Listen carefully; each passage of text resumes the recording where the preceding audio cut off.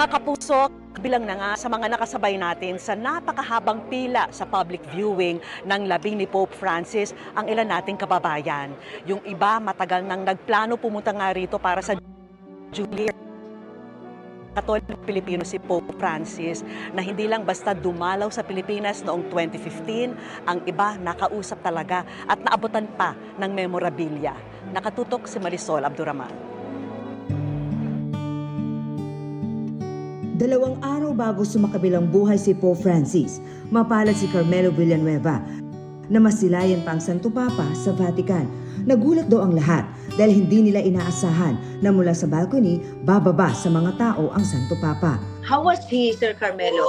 Nakakalingon pa ba siya sa tao? Na itaaangat pa ba niya yung kamay niya? Actually, nakakataas pa yung kamay niya pero mahina ng boses niya. Nawala man si Pope Francis, mananatili siyang buhay sa alaala ni Carmelo. Lalo hindi lang niya nakita, kundi niyakap pa niya ito. Nagkaroon din sila mag-asawa ng renewal of vows sa harap ni Pope Francis.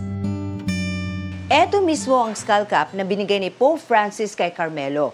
Mula raw sa ulo ng Santo Papa, personal itong iniabot sa kanya. At ang skull cap, pirmado mismo ni Pope Francis. Ay bitbit kayo mag-asawang Philippine flag.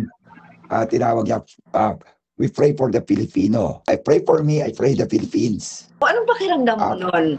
Lalo yung pagmamahal ko, hindi lang sa Diyos, kundi sa kapwa-tao, lalong-lalo na sa mahihirap.